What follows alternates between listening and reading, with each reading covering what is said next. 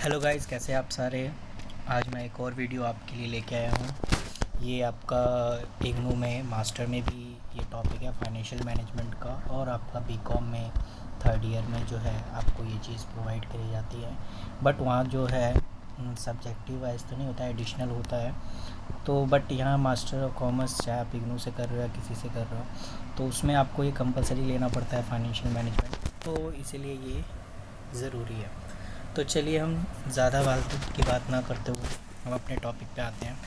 ये जो आपका वीडियो है, इसमें मैं आपको बताऊंगा फाइनेंशियल मैनेजमेंट के बारे में कि ये फाइनेंशियल मैनेजमेंट होता क्या है और इसमें क्या क्या इसके एडवांटेज हैं, क्या क्या। बस मेरी इस वीडियो को देखते रहें, और अगर अच्छा लगे तो आप अपने फ्रेंड्स वगैरह में भी जो है इन्हें शेयर करें, ताकि मुझे भी अप्रिशिएट मिले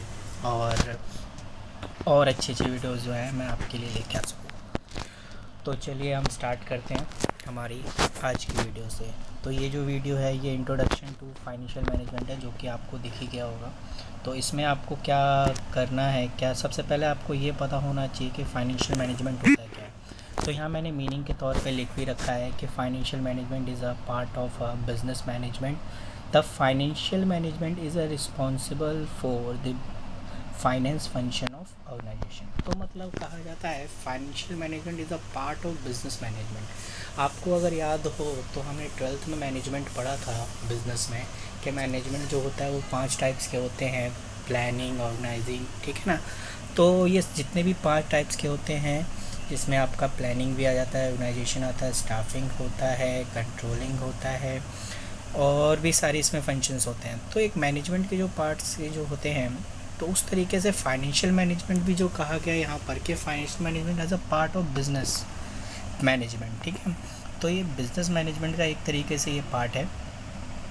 तो बस आपने इसमें क्या करना है, बस आपको ये मीनिंग याद रखनी है कि इसमें कहा गया जिस तरीके से कि financial management is a part of business management, ठीक है। And the financial management is responsible for finance function of organisation. Company में पैसों की ज़रूरत होती है, और इसी पर्पज़ के लिए जो है कंपनी में फ़ंड कहाँ से रेज़ हो, उसके लिए जो है फाइनेंशियल मैनेजमेंट किया जाता है। तो वही यहाँ पर बोल रहा है कि जब भी फाइनेंस फंक्शंस की बात होगी ऑर्गेनाइजेशन में, तो हम जो है फाइनेंशियल मैनेजमेंट की हेल्प लेंगे, ठीक है।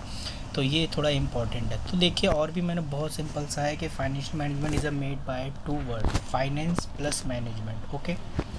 तो जिसमें आपका है सबसे पहला आपका आ जाता है फाइनेंस। फाइनेंस यानी the money required to carry out business activity called business finance. Yes, जब आपको पैसों की ज़रूरत पड़ती है बिज़नेस को चलाने के लिए, तो उसके लिए जो वो एक्टिविटी होती है उसको हम क्या कहते हैं, बिजनेस फाइनेंस कहते हैं। एंड मैनेजमेंट, तो मैनेजमेंट आपको पता ही है, मैनेजमेंट में आप क्या कहते हो कि मैनेजमेंट में आपकी बात आ जाती है, it is an art of getting things done through other. यानी इसे मैनेजमेंट जो है ये एक आर्ट है जो कि किया जाता है किसी दूसरे के द्वारा, ठीक है ना। तो finance is need to establish a business to run it and expand it and diversity. तो इसका मतलब कह रहा है फाइनेंस की ज़रूरत होती है किस चीज़ के लिए, बिज़नेस के रन करने के लिए, ओबियसली रन करने के लिए, और उसको टू एक्सपेंड इट यानी उसको चलाने के लिए, आगे बढ़ाने के लिए, और टू डाइवर्सिटी। तो ये सारी बातें एक मैंने आपको प्रॉपर डिटेल में बताई है कि फाइनेंशियल मैनेजमेंट। और आप इतना अच्छा अगर ऐसे आप लिखोगे प्रॉपर हेडिंग वाइज, तो मैं ये कह रहा हूँ आपको अच्छे मार्क्स मिलेंगे, कोई दिक्कत नहीं आएगी, ठीक है। चलिए थोड़ा और आगे हम इस चीज़ को बढ़ते हैं। तो देखिए आगे जो है डेफिनेशंस की बात कर रहा है।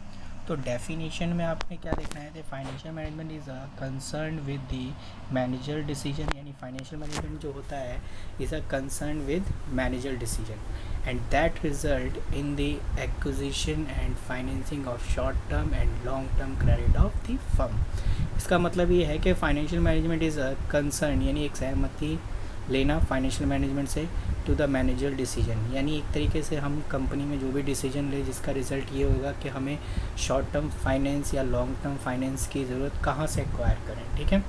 तो इसी को हम क्या बोलते हैं, एक तरह से फाइनेंशियल मैनेजमेंट बोलते हैं। भाई एक सिंपल सा, अगर आपको ये चीज़ नाम समझ में आए तो सिंपल सा ये है कि आपको पहले ये पता लगाना है कंपनी में आपको किस टाइप की फाइनेंस की नीड है, शॉर्ट टर्म या लॉन्ग टर्म। अगर आपको शॉर्ट टर्म फाइनेंस की नीड है तो वहाँ वो कहाँ से हमें रेज़ करना है, और अगर लॉन्ग टर्म फाइनेंस की ज़रूरत है तो वो हमें कहाँ से रेज़ करना है। ठीक है, तो ये सारी बातें जो हैं इनमें प्रॉपर मेंशन है। ठीक है, तो ये तो चीज़ थी जो आपकी एक मीनिंग के साथ थी, जो आपको मैंने बता दिया मीनिंग है और डेफिनेशन।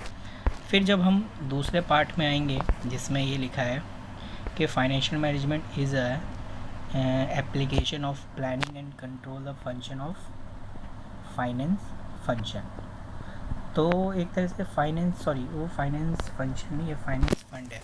तो इसमें ये सिंपल सा मीनिंग ये बता रखा है कि financial management is the application of planning, यानी फाइनेंशियल मैनेजमेंट जो होता है, ये मैं क्या कह रहा हूँ, वो जो डेफिनेशंस है चाहे आप वो वाली याद कर लो चाहे ये सेकंड वाली याद करो, ये सारी अभी तक हम उसके बारे में पढ़ रहे हैं सारा।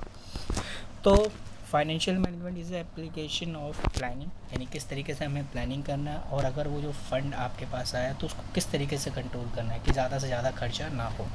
तो उसी के लिए हम क्या कर सकते हैं, फंक्शन टू फाइनेंस फंड। ठीक है ना, तो ये जो भी फंक्शंस, ये जो भी आपके काम करते हैं उसी को हम क्या बोलते हैं, फाइनेंशियल मैनेजमेंट बोलते हैं। तो सारी बातें निकल कर एक ही चीज़ें आ रही है कि भाई फाइनेंशियल मैनेजमेंट का मतलब ही यही होता है कि अगर कंपनी को पैसों की ज़रूरत है तो ओबियसली ये पता लगाना वो कहाँ से रेज़ करेंगे, और अगर फाइनेंस किस टाइप का, शॉर्ट टर्म है या लॉन्ग टर्म है, ये सब चीज़ भी आपको देखनी।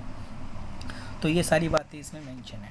उसके बाद आगे कहता है, अगला हम मैं बात करूँ nature characteristic of financial management. भाई अगर मैं इसकी नेचर की बात कहूँ तो ये जो है कंटिन्यू प्रोसेस है, यानी कंटिन्यू प्रोसेस का मतलब है इसे हमें बार बार करना पड़ता है। ठीक है, तो यही आपका पहला पॉइंट है कि कंटिन्यू प्रोसेस है। ठीक है, दूसरा पॉइंट इसका क्या कहता है, कंटिन्यू प्रोसेस हो गया, लेस डिस्क्रिप्टिव मोर एनालिटिकल। यस, इसमें जो है बहुत एनालिटिकल की ज़रूरत है, नहीं बहुत इसमें आपको जो है कैलकुलेशंस की ज़रूरत होती है कि आपको कैसे कैसे करना पड़ेगा। अगर मैं डिवेंचर से शेयर इशू कर रहा हूँ तो उसको मुझे कॉस्ट ऑफ कैपिटल कितना खर्च करना पड़ेगा, शेयर से अगर मैं शेयर हूँ तो डिविडेंड कितना पे करना पड़ेगा, बहुत एनालिटिकल है इसमें। ठीक है, डिफरेंट फ्रॉम अकाउंटिंग फंक्शन, बिल्कुल भाई अकाउंटिंग फंक्शन से तो बहुत ही अलग है।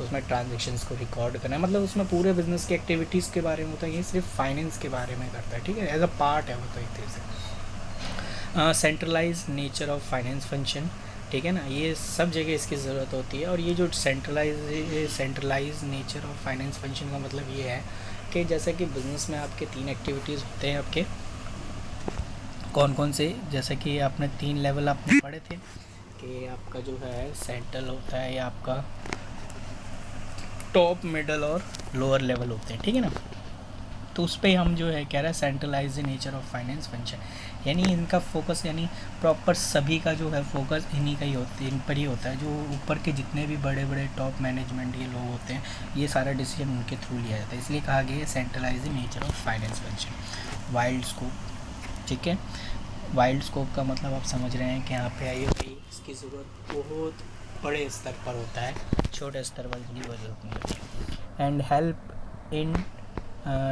Decision making of top level management, मैंने अभी आपको बोला है centralise nature of finance function का मतलब यही है कि आपके जो है ये जो भी डिसीजन लिया जाता है ये लोअर के लेवल के अकॉर्डिंग या मिडिल लेवल के अकॉर्डिंग नहीं लिया जाता, ये टॉप लेवल के मैनेजमेंट के थ्रू लिया जाता है। ठीक है, जो कि यहाँ पे मैंने ऐसे करके कुछ 4 पॉइंट मैंने लिख रखे हैं इसमें नोट्स में, प्लीज़ आप इसे ज़रूर याद करना, और जो आपको अच्छा लगे उतने पॉइंट्स आपको लिखना। आई होप आपको आगे भी ये सारी चीज़ें समझ में आएंगी। ठीक है, तो जैसे ही आपका ये ख़त्म हो जाता है तो उसमें अगला आता है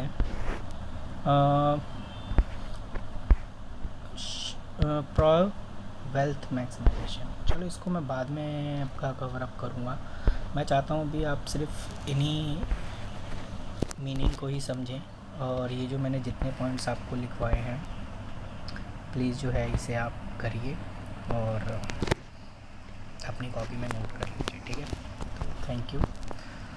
तो आपको ये वीडियो कैसी लगी प्लीज़ आप बताइए, और अगर आपको उसके बारे में कुछ भी पूछना है तो मुझे ज़रूर कमेंट करिए। Thank you.